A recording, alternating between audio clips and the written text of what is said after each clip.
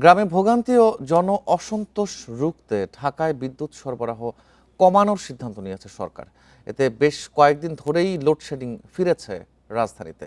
বর্তমানে ঢাকা জোনে সর্বোচ্চ ৬০০ মেগাওয়াট পর্যন্ত লোডশেডিং হচ্ছে। দিনরাতে এলাকা ভেদে বিদ্যুৎ থাকছে না ২ থেকে ৫ ঘন্টা পর্যন্ত। ১০ আগস্ট দেশের ইতিহাসে সর্বোচ্চ রেকর্ড লোডশেডিং হয় ৩,৭৫৭ মেগাওয়াট। এছাড়া গরমে নিয়মিত ২,০০০ থেকে ৩,৫০০ মেগাওয়াট পর্যন্ত লোডশেডিং হয়েছে।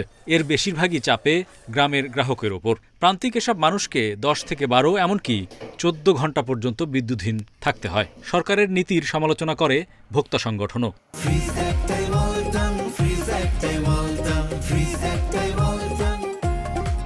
সাবসিডির ব্যাপারটা সবাই নিচ্ছে, বেনিফিটের ব্যাপারটা কিছুমাত্র লোকে পাচ্ছে। যেমন যখন লোডশেডিং হয় তখন বাড়িধারায় লোডশেডিং হয় না, গ্রামে হয়। অতিরিক্ত লোডশেডিংয়ের ভোগান্তিতে গ্রামের গ্রাহকদের ক্ষোভ বাড়ে।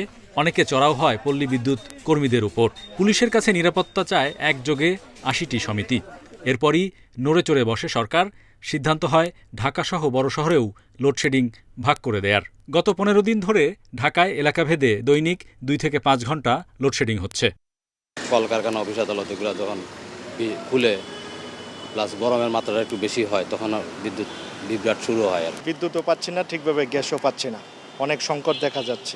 আমরা ১০টা ১১টার দিকে ঘুমাতে যাচ্ছি, ওই সময়টাতেও একবার যাচ্ছে এবং ১ ঘন্টার আগে আসছে না, এবং ৩টা বা ২টার দিকে এই সময়টাতেও আবার যাচ্ছে। আমরা যাত্রাবাড়ি এলাকাতে থাকি, ওই এলাকার লোডশেডিংটা আপনার সন্ধ্যার পরে সর্বনিম্ন ২ ঘন্টা বিদ্যুৎ থাকে না।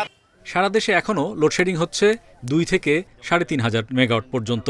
বুধবার ঢাকা জোনে সর্বোচ্চ ৬,৫০০ মেগাওয়াট চাহিদার বিপরীতে লোডশেডিং হয় ৫০০ থেকে ৬০০ মেগাওয়াট। পল্লী বিদ্যুতায়ন বোর্ড বলছে, লোডশেডিং এখন সকল বিতরণ সংস্থায় ভাগ হচ্ছে, তাই গ্রামে কমেছে ভোগান্তি।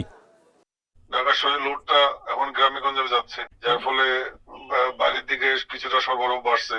আবার যেমন এক সময় পিডিবি, আরইবি বা উজাপাটিকো আরইবি বা ওই ন্যাসকো আরইবি একদম ওরা নিজেরা নেওয়ার পরে আমাদেরকে দিত, অনেক কিছুটা হলে তারা কম নেয় আমাদেরকে, আমরা কিছু পাই। বিদ্যুতের মধ্যে এখন শেয়ারিংটা কিছুটা হচ্ছে আর কি।